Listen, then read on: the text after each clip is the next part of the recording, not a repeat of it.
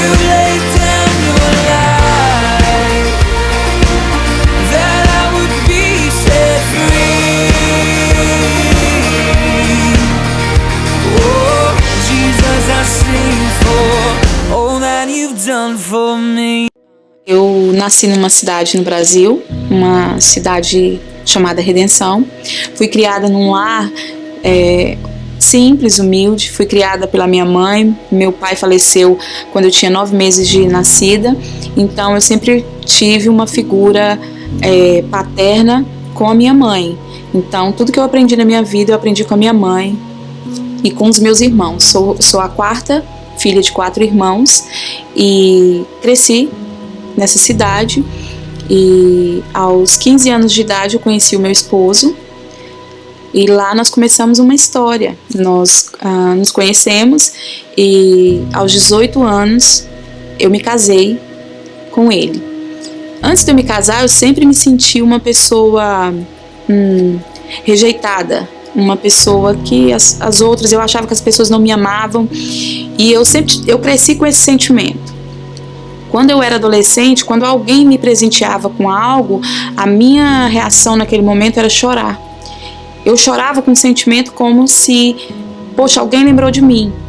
Então eu fui criada nesse ambiente, não porque a minha família fazia isso comigo, mas as pessoas que estavam ali ao redor da gente sempre me comparavam muito com a minha irmã, por exemplo. E minha irmã sempre era a mais magra, a mais linda, a mais inteligente. Eu fui crescendo escutando as outras pessoas de fora falando aquilo, e aquilo realmente me machucava, então aquilo me feria. Então eu cresci achando que eu não era amada. Quando eu tinha 18 anos, eu casei e eu imaginei, agora todos os meus problemas vão ser resolvidos. Por quê? Porque casei com uma pessoa que me admira, que me ama, que me acha linda e inteligente. E nós nos casamos. Tivemos 3 filhos, o João Marcos, a Ana Laura e o João Otávio, e eles são bênção em nossas vidas. E nós vivemos assim por momentos ímpares na nossa vida, e os meus filhos são algo na minha vida que não tem explicação. E nós casamos muito jovens, eu tinha 18, Clayton tinha 21 anos, e nós começamos a nossa vida como casal, como profissional, começamos a trabalhar, e tudo aquilo que eu sempre esperei na minha vida financeira, nós conquistamos muito rápido, né? Logo nós já tínhamos a nossa casa, logo nós já tínhamos os nossos carros, o nosso escritório era o escritório mais conceituado na área da engenharia e design de interiores da nossa cidade. Então eu como mulher já tinha me realizado em todas as áreas. Quando eu ia orar e pedir algo para Deus, eu me sentia constrangida, porque eu não tinha mais o que pedir para Deus. Minha vida estava perfeita, os meus filhos eram saudáveis, minha vida financeira maravilhosa, eu tinha o carro top do ano na minha garagem, eu tinha meu escritório, eu tinha todas as minhas coisas. E lembro exatamente quantas vezes eu ia orar à noite e eu falava: Deus, eu não tenho mais o que te agradecer, porque o Senhor tem me dado tantas coisas maravilhosas que eu tenho só que te agradecer, pedir nada mais.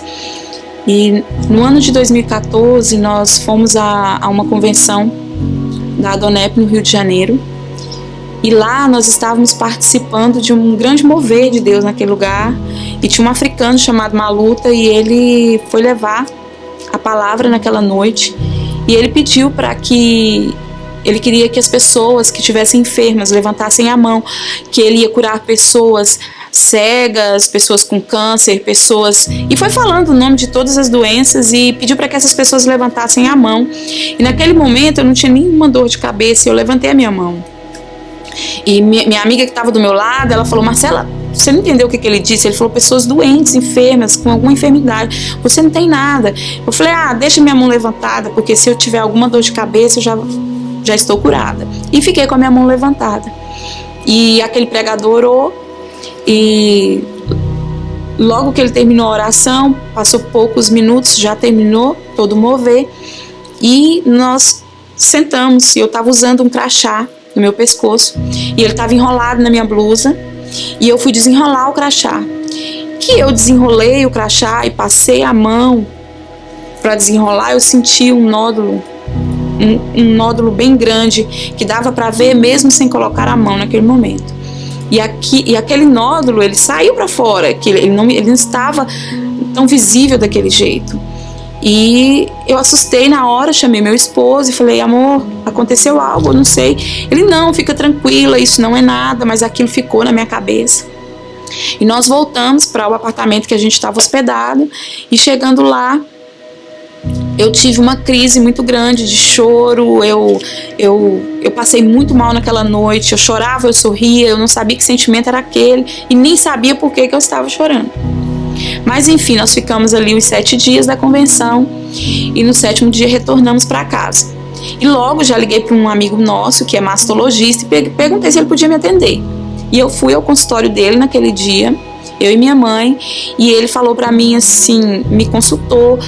E eu fui me trocar e eu escutei ele falando, minha mãe perguntando para ele: que você acha que a Marcela tem? E ele falou: dona Abigail, eu acho que não tá normal, mas eu não, aqui na nossa cidade não tem como fazer uma corebiópsia, mas eu vou encaminhar a Marcela para Goiânia e ela vai fazer todos os exames. E nisso, ok, logo na mesma semana já conversei com o Clayton e nós fomos para Goiânia fazer todos os exames que ele tinha pedido para fazer. Eu fiz todos os exames possíveis, eu fiz corebiópsia, fiz tomografia, fiz ressonâncias, fiz tudo, mas na minha cabeça aquilo era mais algo, mas nunca imaginei que aquilo seria uma doença grave, nada disso. E no dia que foi para a gente pegar o resultado do meu exame, naquele dia eu peguei uma camiseta da Adonep, eu vesti, e eu fui tão cheia de mim que no carro o pai falava assim para mim: amor, se você por acaso tiver algo, isso vai ser para glorificar o nome de Deus lá na frente, vai ser para você dar testemunhos.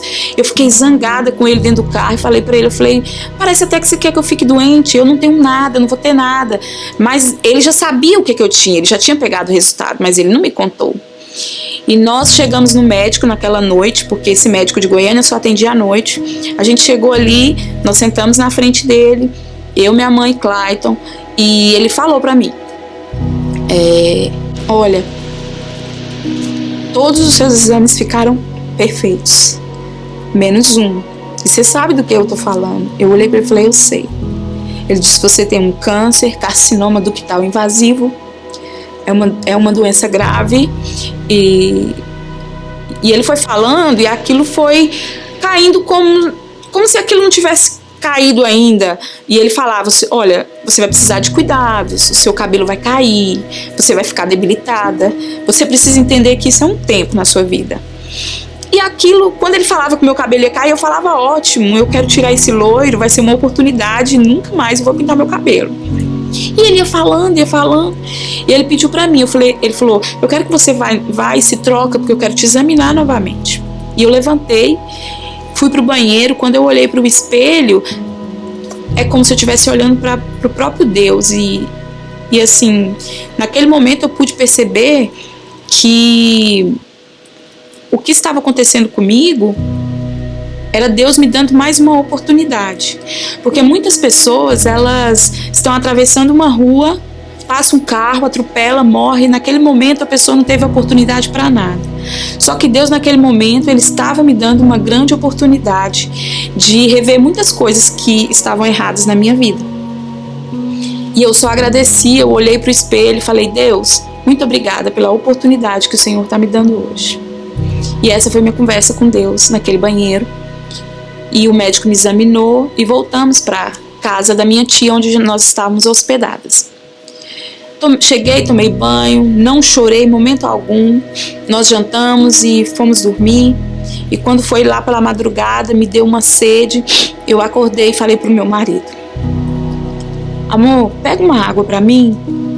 Quando eu falei isso, ele levou a mão na luz e ligou. Quando essa luz acendeu, eu pude perceber que aquilo que o médico tinha falado não era uma coisa tão simples como a minha cabeça estava achando. Então, naquele momento, eu fiz igual uma criança. Toda criança, quando cai, machuca, chama a mãe. E eu só me lembro disso. Eu gritei minha mãe, estava dormindo em outro quarto. Eu falei: mãe, socorro. Mãe, me ajuda, porque eu sei que eu não vou sobreviver. Mãe, me ajuda. Mãe, socorro. Mãe, tira isso de mim. Eu não posso deixar os meus filhos. Me ajuda. Então, naquele momento, a minha ficha caiu, que realmente eu ia passar por algo muito maior do que aquilo que, no momento de choque, eu achei que eu ia passar. E a minha mãe veio correndo, e a última visão que eu tenho, enquanto a minha mãe falava comigo, era o Clayton com as mãos estendidas e orando. E eu lembro que eu adormeci. E não me lembro de mais nada. E no dia seguinte, eu comecei toda a luta contra aquele câncer. E pedi para o Clayton chamar os meus filhos, ir na nossa cidade buscar os meus filhos, porque eles viram uma mãe saindo. E eu não sabia como eles iam me ver depois. E o médico não deixou eu voltar para minha cidade. Ele falou: você tem que ficar aqui, já tem que começar o tratamento já. E ele foi buscar os nossos filhos. Nossos filhos chegaram, eu expliquei para eles tudo que ia acontecer. Nós fomos para um salão de beleza. E naquele dia eu decidi que eu ia tirar todos os meus cabelos, e que aquilo para mim era algo muito forte, porque pro meu esposo, ele sempre admirou o cabelo de uma mulher. E naquele momento eu tava perdendo isso, e eu virei pra ele e falei assim: você ainda vai me amar sem cabelo?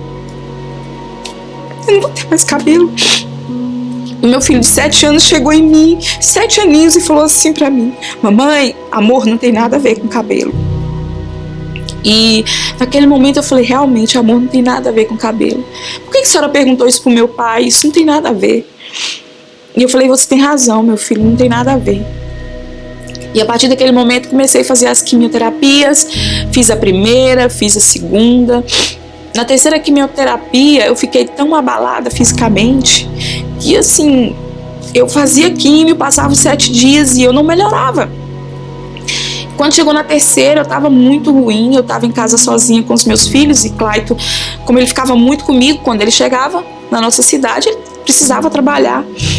E naquele dia eu estava passando bastante mal, e eu falei comigo para Deus. Eu falei: Deus, amanhã cedo eu vou levantar e vou numa livraria comprar alguns cadernos e vou escrever algumas coisas para os meus filhos, para o meu marido e para a futura esposa do meu marido, porque eu sei que eu não vou sobreviver. E assim eu fiz. O dia amanheceu, eu me arrumei. Quando eu coloquei a mão na maçaneta da porta, eu já estava arrumada para sair, para ir para essa livraria comprar esses cadernos. E naqueles cadernos eu ia escrever para os meus filhos como eu gostaria de estar presente no dia do casamento deles, como eu queria que eles fossem homens e mulheres de Deus. Eu queria explicar para ele que eles me perdoassem por todas as vezes que eu fui negligente como mãe, todas as vezes que eu deixei de participar de algo na escola, ou às vezes brincadeiras com eles. Muitas vezes deixei de andar de moto com meu marido para não bagunçar o meu cabelo, que eu não tinha mais. Então, assim, quantas vezes meu esposo me chamou para passear com ele de moto e eu disse não, porque eu não queria bagunçar o meu cabelo. E naquele momento eu pude entender como eu fui falha como mãe, como eu fui falha como esposa. E eu fui. Quando eu coloquei a mão na maçaneta da porta, Deus falou no meu ouvido audivelmente: volta, porque você não vai escrever esses cadernos, porque você vai viver todas essas coisas com a sua família, com os seus filhos, e eu vou te dar mais essa oportunidade. E eu escutei aquilo, voltei para trás, fui para minha varanda e tive uma conversa muito séria com Deus. Falei: Deus, se isso que eu escutei for a sua voz, eu quero a partir de hoje não me sentir mais mal quando eu for fazer as quimioterapias. Eu quero sair de lá e eu quero estar bem, eu não quero sofrer mais assim.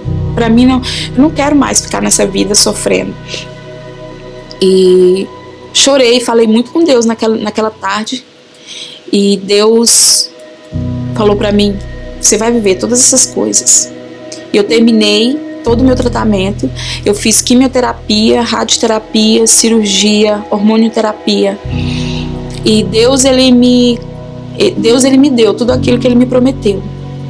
Eu tinha tudo o que uma mulher pudesse sonhar, eu tinha naquele momento.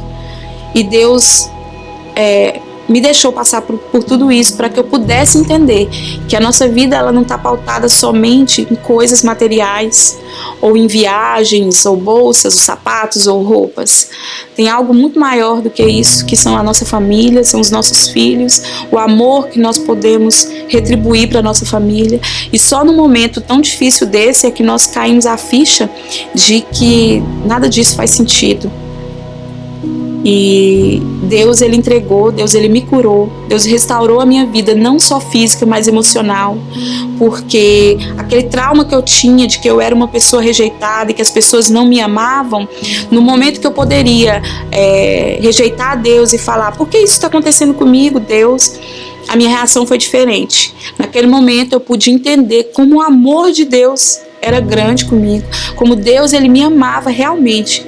Deus, Ele me tinha como uma princesa, e independente se as outras pessoas não me amassem ou não, se elas me amassem ou não, não interessa. O que importava era que Deus se importava comigo. Deus tinha me curado, Deus tinha me restaurado, e naquele momento todas as minhas emoções de que as pessoas não me amavam, aquilo foi caído por terra.